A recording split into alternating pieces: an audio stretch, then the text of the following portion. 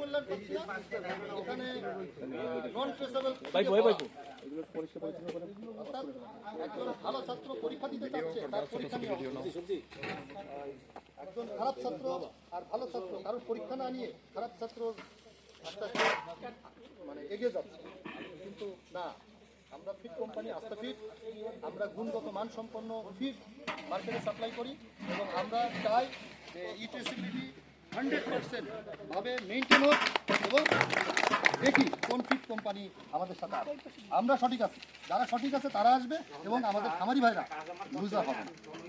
যে ফিট টাকা দিয়ে কিনবে সেটা রেজাল্ট দিয়ে যাবে। ধন্যবাদ, আমি এইটুকুই শুধু জানালাম।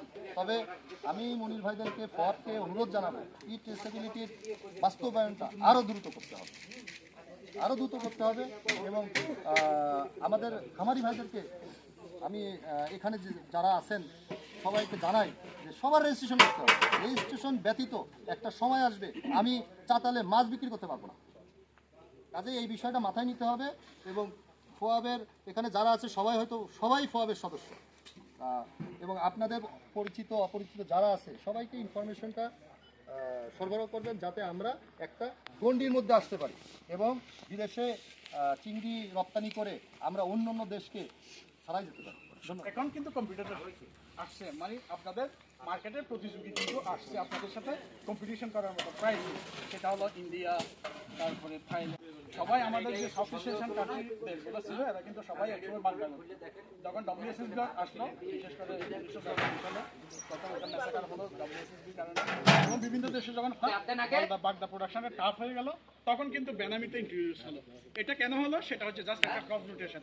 অর্থাৎ যেমন ধরেন আমি যদি এগ্রিকালচার দিয়ে আপনাদেরকে এক্সাম্পল দিই, আপনি সারা বছর ধান করতেছেন বা সারা বছর টমেটো করতেছেন, কয়েক বছর ধরে টমেটো করতেছেন, টমেটো কিন্তু ভালো হবে না। বা একই ধান যদি প্রতি বছর করেন ওই ধান ভালো হবে না, আপনাকে রোটেট করতে হবে, ক্রপ রোটেশন করতে হবে। জাস্ট ওরা বিভিন্ন দেশগুলো এটা অনেক আগে শুরু হয়েছে অন্যান্য দেশে, যদিও আমাদের দেশে 2023 সালে এটা স্টার্ট হলো সরকারিভাবে, কিন্তু এটা অন্যান্য দেশে অনেক আগে স্টার্ট হয়েছে। এটা ক্রপ রোটেশন হিসেবে শুরু হয়েছে। তো ওই যে সার্ভাইভ করার জন্য, খামারিদেরকে সার্ভাইভ করানোর জন্য এরা কিন্তু গভর্নমেন্ট, ওই সমস্ত দেশের গভর্নমেন্টগুলো বেনামির অনুমতি দিয়েছিল জাস্ট ফার্মারদেরকে টিকে রাখার জন্য। কিন্তু এখন ওইসব দেশেও বেনামি বিভিন্ন সমস্যা শুরু হয়েছে, কারণ কন্টিনিউয়াসলি ওরা অনেক বছর ধরে বেনামি ফার্মিং করতেছে। এখন আবার ওরা ব্ল্যাক টাইগারে সুইচ করতেছে, অর্থাৎ ব্ল্যাক টাইগারে আবার ফিরে আসতেছে। তো ওরা যখন মার্কেটে ফিরে আসবে তখন আপনাদের জন্য মাছ বিদেশে পাঠানো এত ইজি হবে না।